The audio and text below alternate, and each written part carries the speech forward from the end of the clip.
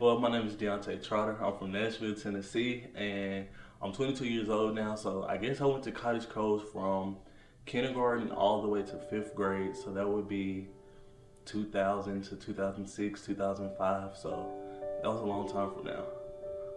Now that I'm 22, I recently graduated from Austin Peay State University in May of 2018, and I was able enough to get a job there in July of 2018. So a couple of months later, they gave me a job as an admissions counselor, and I go along to local high schools in Tennessee and try to recruit them to come to Austin Peay. The summers of pretty much high school on to when I got to college, every summer I would volunteer at a community center here in Nashville, and all I did was act as pretty much a counselor for them. I would sit there, play with them all day, come up with different group games or something to talk about. I usually played a group game with them, and then I would try to sit down and have at least one serious conversation. Because at one point in time, I was in their shoes. I was a little kid, and so I didn't go to community center. I came to Cottage Cove, so I just wanted to have the same impact. The biggest differences I see in Cottage Cove from when I went here to now is most definitely the kitchen and the homework area, and that's because I spent a lot of time there because I was in cooking club. So the kitchen was like a real small cubic box, and once you cook the food, you would kind of have to go into the other room and wait on it to finish instead of being able to stand in there and maybe hold a conversation. So that was one of the biggest changes for me. When I was here, my favorite activity was actually dodgeball, and then if it was dodgeball, it was the rock climbing wall. But most of the time, honestly, y'all, you don't want to be like me. I was in lost free time. I was always in trouble, so I would have to sit off to the side and watch people have fun. I'm still kind of a rebel, but Cottage Cove helped me grow out of that. So by the time I got to middle school, I found more things to do with my life. Lost free time. What didn't get me into lost free time? Usually because I was always a smart kid, so I got done my work early. So talking was my problem. If we were sitting down doing Bible verses or Bible study, I'm talking to someone, and it's like, okay, Deontay, stand up so you'll stop talking. Then I'm still talking. I'm trying to talk. Talking has always been my problem. So my biggest problem getting in trouble was talking. I remember Bible study because when I first got here, your son, Mr. Beard was here. So Mr. Beard and Scott, they were here. They used to do them Bible verses and Bible studies with us. And then I remember Bible verses, if the more you got like points and like things, you go to the store. So like, I was like, okay, I gotta get them all memorized. And the first one I remember was John 3:16.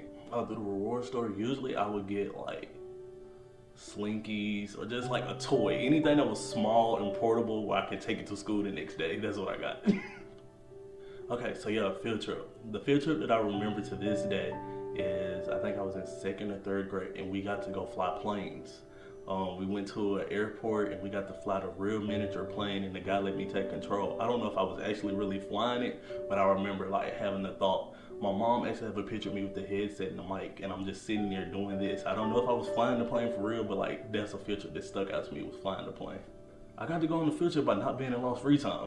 That was my first and last time being in a plane. I haven't been in a plane since. Staff was Mr. Beard. Mr. Beard was like my favorite guy in the world. He went from teaching us to jumping out of planes. So it was like, oh, Mr. Beard is the coolest guy in the world.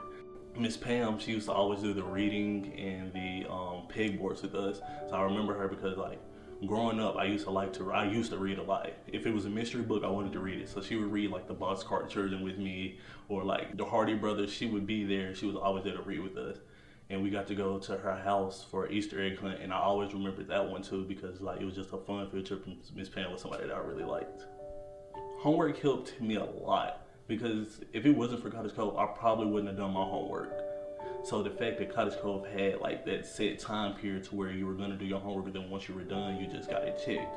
So that was the thing, Cottage Cove did your homework for you and they checked it for you. So you knew your answers were correct. So you didn't have to worry about going back to school and the answers being incorrect because they were gonna take as much time needed to get the work done. And that kind of helped me because like growing up, I never had good study habits. So I always just had the knack of getting the work done. Because my senior year at Austin Peay, I had this thought process because it's kind of like here, you got the work done, then you had fun. So I had the work process of Sunday through Thursday, I did my work. So Friday and Saturday, I could have fun. Yeah, I made a lot of friends through Cottage Cove.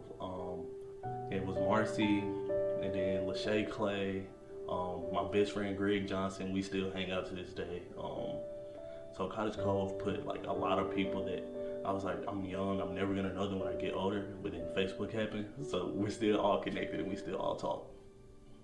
I see the biggest benefit of bringing your child to Cottage Cove if you were looking for somewhere for your kid to go after school is the fact of it's a family dynamic. Because like I said, I left here in 2006, and now I'm back sitting here in 2018, way older, way wiser, and they remember me, I remember them. And it's because like I remember my junior year of college, I emailed Mr. Brent, was like, can I do a project on Cottage Cove? Because I was a PR major, I needed something to like brand. And I was like, what better place than something that touched my heart? So I branded Cottage Cove for my project. So if you want something that's gonna last longer in your child's life, you should send them to Cottage Cove. So right now, I feel like no matter where I go, Cottage Cove is still a part of me.